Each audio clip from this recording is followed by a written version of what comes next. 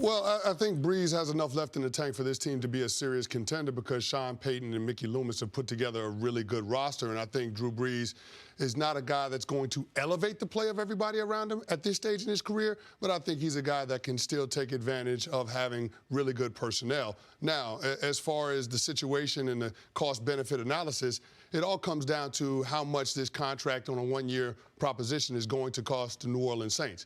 Because if you're talking about Drew Brees at $25 million, I like it a lot more than Drew Brees at $30 million because you still have some guys on that roster that you would like to extend and keep around. Andrews Pete, Eli Apple, Von Bell. All of those guys are starters. All of those are key contributors. And again, we're talking about making sure that you have a complete football team. So when you look at the last two playoff exits for the New Orleans Saints, they were because of Drew Brees' turnovers. 2 years ago, everybody wants to blame the DPI no call on Nikel Roby-Coleman, but the Saints got the ball in overtime. And Drew Brees ended up throwing an interception. Now, he was under duress, Dante Fowler Jr., we all know that, but that was because of a turnover. This year, he had an interception and a sack fumble that ultimately ended up gifting the game to the Minnesota Vikings. So you could argue that Drew Brees was the reason why that team didn't advance past where they got to the last couple of years. So to me, I think it's hard to ignore those signs that Drew Brees, in terms of physical ability, is diminishing a little bit. I agree with you. I think we're so taken by the numbers, and he's been an all-time great in terms of accumulating those numbers. It is helped by playing with Sean Payton, playing indoors, playing with now Michael Thomas, and all the plethora of talent that he's played with, especially recently. They've done a smart job, maybe unlike the Patriots, of getting an aging quarterback better weapons to make him look better. But Chris, I'm not only with you in terms of putting a substantial portion of the blame. You look at the numbers 2 years ago when he played the whole season. His numbers faded at the end of the year. Last year he didn't play midseason, so you would think he was rested up, and the numbers weren't great in the postseason. And like, look, the problem with some of these guys is they're robots, and from the time they get there at OTAs to the time you get to the postseason, there's so many reps on those arms, right? And they just programmed, I have to throw a certain number of balls. I have to go through my process of getting ready, that they got a dead arm by the time they get to the playoffs. My question to you is, how much, in addition to that, do you factor in the mentality of flipping that switch back to playing? When you offer up the possibility of retiring, a lot like, and I know he did it longer, Brett Favre, when he goes back to Mississippi. Isn't it hard to, like, okay, I'm going to flip the switch and now I'm going to play?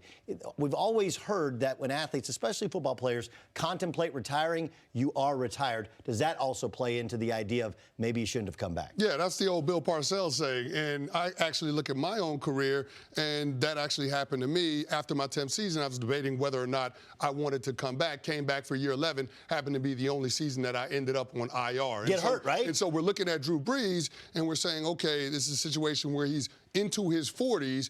Is he going to be healthy and available the entire year? We saw him miss 5 games last year because of the thumb, but I mean, players are not known to get healthier as they get older in this league. And when you look at Drew Brees, saying that the Saints are going to be a contender would mean saying that we're going to see something from him that we haven't seen from any other quarterback, which is winning a Super Bowl in your age 42 season. Well, I think that's something of significance. When you go back and you look at from 2017 to now, there are 48 quarterbacks that have 300 attempts.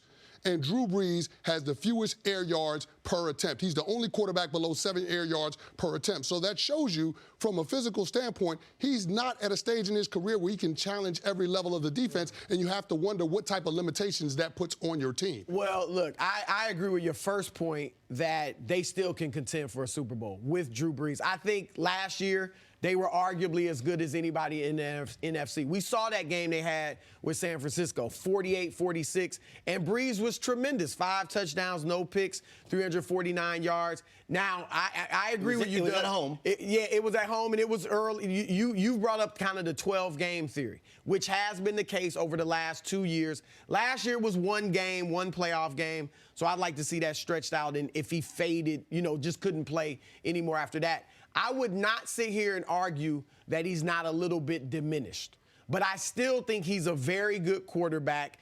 I still think he's capable of making that team a contender, as I said. I still think he's their best option over Teddy Bridgewater and Taysom Hill. So I think this is a good move for them. I think what they have to do, the defense is fine. Obviously, Michael Thomas is fine. You mentioned some players they need to bring back. They also need to get a stronger running game. Because Alvin Kamara obviously is not the same without Mark Ingram. He's great catching the ball out of the backfield, which is important for Brees because, like you said, the lack of air yards on his passes. However, they need a running game that is going to get some yards on the ground, not just through the air. So that's my main thing. And I think Drew understands that, and that's why I think he will work with them financially, just like he did with his last contract. Yeah, well, here's the thing. The running game, I'm not too much worried about it because they do have a really good offensive line. I think that's just a matter of finding a running back that can complement what Alvin Kamara brings to the table, because I think we do see a drop-off between Mark Ingram and Latavius Murray and what those two running backs bring to the table. You do need that in-between the tackles thumper type of running back, a guy that can be a true hammer for your run game, because you have to complement Drew Brees at this stage in his career probably more than you had to consider in years past, just because he's not the same player.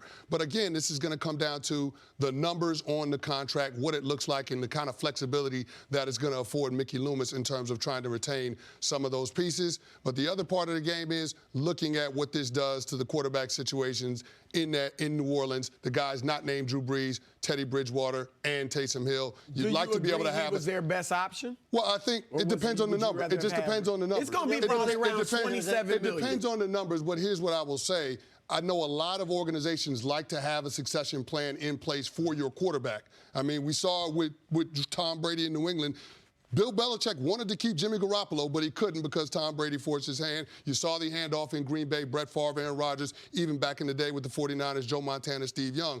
Most organizations would like to have that handoff. I'm not saying Teddy Bridgewater is in the same caliber or same ilk as those guys, but we saw Teddy Bridgewater is a quarterback that you can win with this roster. But they think that Taysom Hill is the heir apparent. That's been their thing. Like, we think they don't have enough of a sample size from Taysom Hill throwing the ball. Do. No, they think they do. In a game, we don't have enough of a sample size. I agree with you, but they to think say they that do. Taysom Hill is the heir apparent. I understand. I mean, like, look, we all agree. We haven't seen enough, and when we see him now, it's a change of pace. So it's hard to see what he would look like downs 1 through 3 when we see him on 4th down or in short yard situations in the red zone.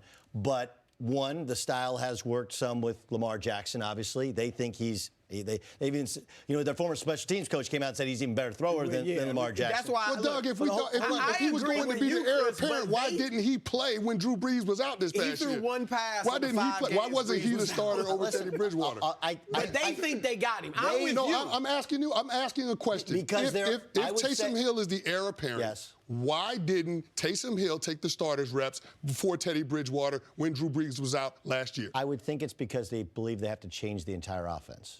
That's the hard part about it. That they have to change the entire offense to run it like Lamar's offense, and that's and they're going to have to get a backup who's more like Taysom Hill. Otherwise, if Taysom Hill goes down, he got hurt in college several times, and that style is one that you can get hurt in. Then you're going to have a backup that's more like Taysom Hill than is like Drew Brees. That would be an educated guess on it. And I would also say that, look, we can give Sean Payton he knows a lot about quarterbacks. He's the one who signed Tony Romo as an undrafted guy in Dallas. He obviously has established Drew Brees as an all-time great. My thing is, you got hurt. Whether Peyton Manning got hurt or he just wasn't any good, he was injured his last year. Eli Manning tried to run it back and tried to fix it with the Giants. It didn't happen. He already got hurt last year and was only a thumb. I just feel like sometimes losing in the playoffs, as much as it hurts, is a sign, hey, dude, it's just not going to happen again. You should walk out that door with all your faculties as a great father and potentially do television. I kind of feel like he's going to, because he'd be great on TV. I think he'll be fine. Look at his contemporaries, Been talking about retirement for, 4 years Yes, now? and his arm almost fell off last year. But he was fine before last year. No, he was bad. He was throwing the ball to the other team. He's been talking about retirement for years. I understand. Look at all his contemporaries, right? Eli's done. Okay, Ben Roethlisberger just had his arm almost fell off. He had Tommy John surgery. That never happens to football players, right? And Philip Rivers. We could say the same thing about Brady's contemporaries. Yes, and Brady has fallen off as less maybe than most people his age. But not to the point where he doesn't need to be playing. And I think it's the same with Brees. As you said, he's dropped off a little. But to the point where he shouldn't be playing, no. He's still their best quarterback. Thanks for watching. Subscribe here to get the latest from the show. Also, be sure to check out more of the best clips from First Things First, or go watch a few segments from our other shows on FS1.